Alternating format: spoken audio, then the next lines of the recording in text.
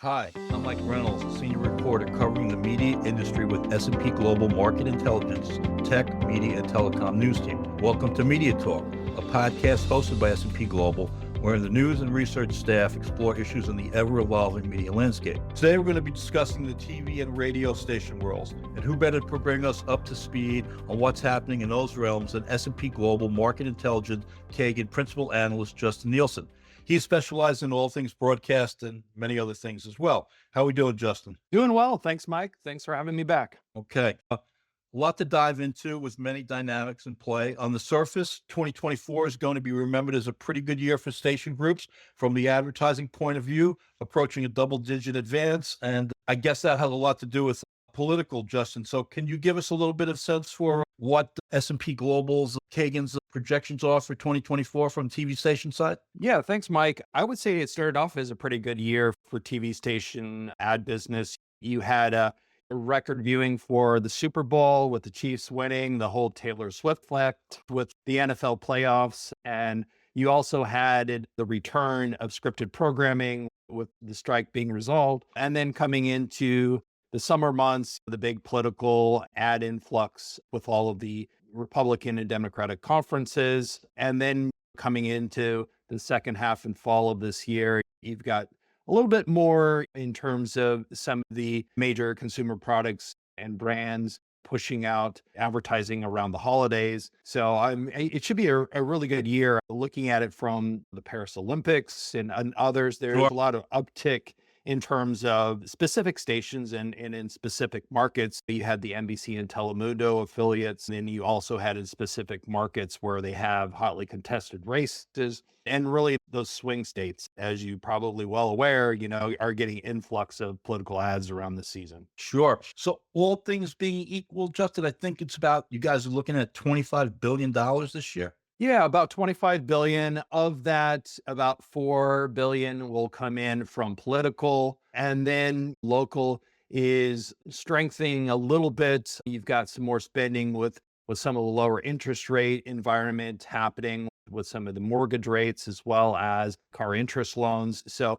you should be seeing a little bit more in terms of that core ad spend. But on the national side, is a little bit of a different story because a lot of that business from the major brands and the tier one automotive manufacturing is moving to digital and social media platforms. Yeah, that's been the issue for a while now. When I listen on some of the earnings calls, everybody say local is doing good or good enough or better than it had been going back to our friendly years during the pandemic, but national again is being diffused in many different ways. So we'll see if that trend continues. You'd mentioned the political cycle a little bit here, and I think $4 billion, maybe $4.2 billion coming to the TV stations. Justin, expectations for that? Was that where you guys sitting going back to last year, or things have increased in that capacity, I believe? They have. It was a little slow to begin the year because we really didn't have a primary season. We had, at the time, Biden and Trump were moving towards the nomination, and then the switch up of Biden and Harris that happened right around the Democratic conventions. Yeah, you have a lot more of that political spending that's happening in the second half of the year and exceeding some of our initial estimates, maybe slightly. As you alluded to as well, there's some displacement there, but once we get past November 5th, hopefully things wind up for the stations and the industry on an upswing. Overall, Justin, can you talk about some of the categories that have been working on the local side? Yeah, professional services for sure in the local markets. The lawyers keep spending. Oh, no doubt. TV. And in some cases, retail, real estate may be coming back a little bit with some of the lower mortgage interest rates. Home improvement is coming back. With lower interest rates, you get more equity lines of credit and stuff that may be moving the needle in terms of Home Depots and Lowe's and those types of retailers. Yeah, I think positive signs definitely into the December kind of holiday season. On the other side, obviously automotive has stoked the industry for decades, seems to be up and down a little bit in the last couple of years. Where does auto stand, and maybe some of the other categories that haven't lived up to their traditional contributions? Yeah, auto's been sluggish. Coming out of the pandemic, you had a supply issue. Those supply chain issues have abated a bit, but there was a big move into EVs from a lot of the manufacturers. That sales cycle hasn't materialized yet. Right. There's still Yep. very high prices for some of these vehicles. The inventory levels have been rising, but now they're going to the more promotional, boots on the ground, that type of local advertising that moves the inventory. So that should be good for stations. Yeah, the push toward EV is fine and hopefully all works out. They just need more charging stations. That's an issue where I live, and I'm sure in many other places as well. If we look out to the end of the decade, Justin, you guys have made some projections there up to 2029, I believe. How are things looking out for the stations? Yeah, on the current trends, we still see national declining, being softer than local. Political coming in those even years, Right. breaking records every time, it seems like. And I don't see that abating. You see some shift to connected TV and social media in certain aspects, but the bulk of it is still being placed on local TV stations just because of the footprint and then also the local news that's supporting that programming. And then more down the road, the digital category has continued to tick up in terms of the ad share for TV stations. More is being done in digital marketing services, helping their clientele and their advertisers in around the digital realm. Yeah, I think that's important for the stations. They recognize that people on the go, if you can get your station out into your phone or on the tablet, as the case may be, there's money to be made there for sure. Yeah, and then you've got the expansion of the multicast channels with next gen TV. So there's more inventory to be placed on local stations. And yeah, it's probably a lower ROI in some of these multicast channels, but it gives them additional capacity, maybe at a lower rate. Sure. Okay. Before we delve into radio, let's turn our attention to another key revenue stream for TV stations, retransmission consent. Those are the fees station receives from distributors to retransmit their signals. Kagan research, I think, found for 11 broadcast groups. The measure edged up a bit during the second quarter, but this is a revenue stream that is maturing, Justin. It has matured, and you've got two factors in play, maybe three. So the first one being the cord cutting that's happening on the traditional multi-channel. So the cable, the satellites, and the telco video operators are seeing pretty drastic declines, especially for the satellite operators. And that was probably one of the reasons for the Dish and DirecTV proposed merger. They're seeing declines in their subscriber bases that are not tied to broadband packages. Those kind of double and triple pay packages that cable operators provide. It's a little more sticky, but you're still seeing more contraction in traditional multi-channel as opposed to virtual. So you've got the YouTube TVs, the Hulu with live TV, the DirecTV Stream and Dish Sling and others that are actually seeing subscriber gains because it's a little bit more flexible. Consumers can subscribe during football season and then unsubscribe, and they don't have to be tied to a 2 or 3 year contract in some cases. But from a retrans fee perspective, the rates have increased in every cycle. We've been tracking that, and it up anywhere from high single digits to low teens in some cases on each one of these renewal periods. The problem is when you've got a declining subscriber base overall, that growth is not being materialized on the bottom line. So in most cases, you have a renewal that happens for a major TV station group. They have an uptick on the next year, and then it matures in the second and third year, and then potentially declines a little bit in that third year before the next renewal. And that's been seen in some of the reported earnings from the broadcasters.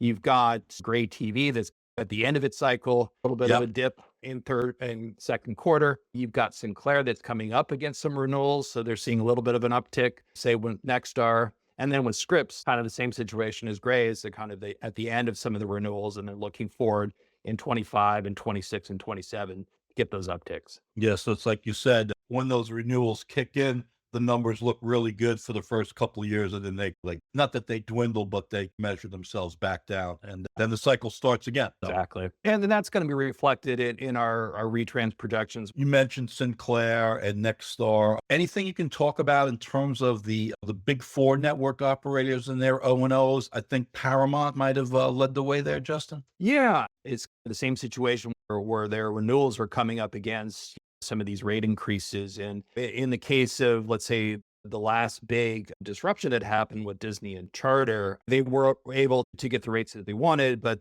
they pared back on some of their programming and channels that were being distributed through Charter. So I think that's probably going to be a trend going forward, where distributors are going to pare back on some of the cable channels, but broadcasting is still core to their pay TV packages, especially with sports and NFL and just basic programming from the major networks. Let's switch over to radio, a business, again, local, and then the national players in terms of Spotify and others, Sirius XM.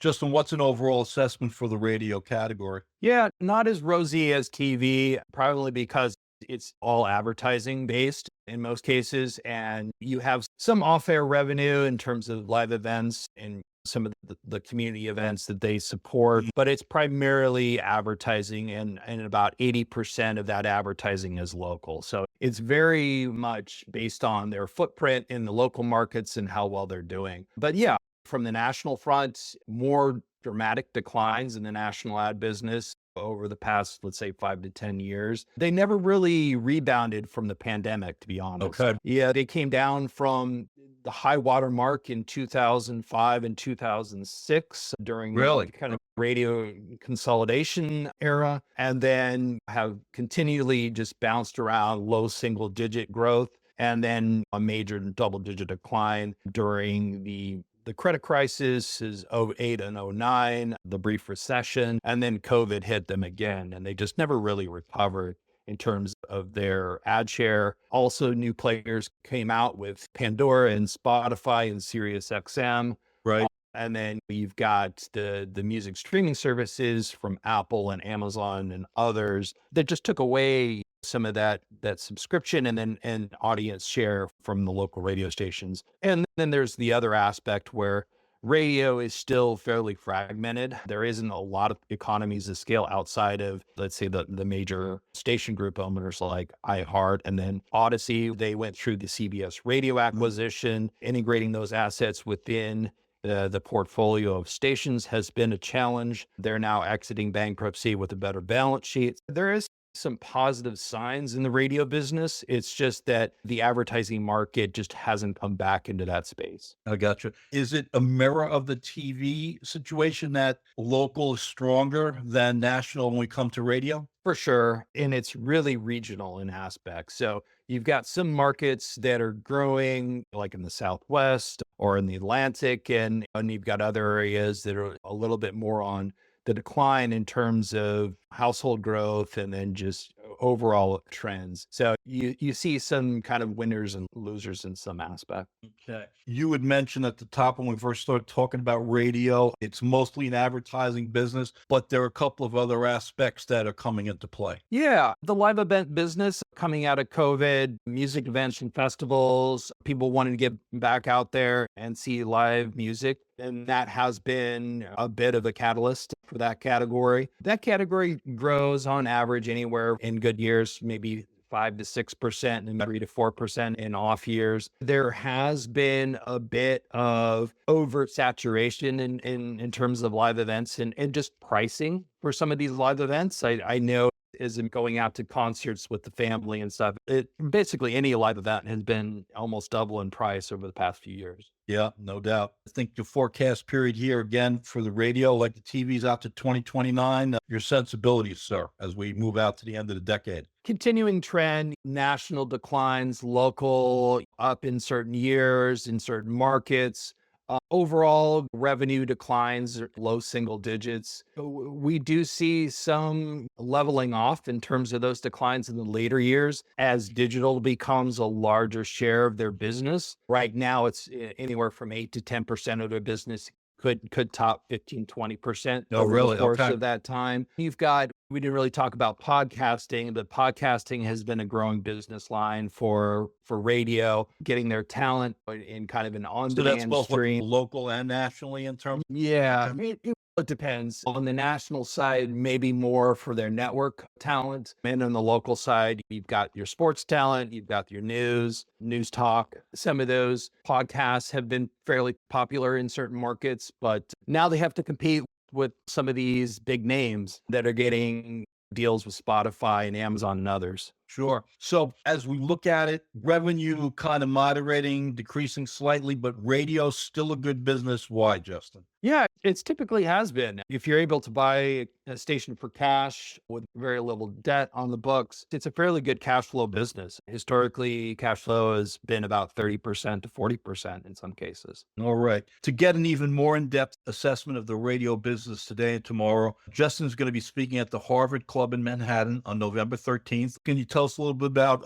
the Forecast 2025 conference? Forecast 2025, it's always a great event, very high level. You've got radio and TV executives coming in to speak about the business. It will be, from our panel's perspective, the morning panel, more outlook driven. So looking at the advertising business as well as the retrans, your revenue trends, and then just generally the media business overall is looking at it from an investment standpoint and then an operational standpoint. All right.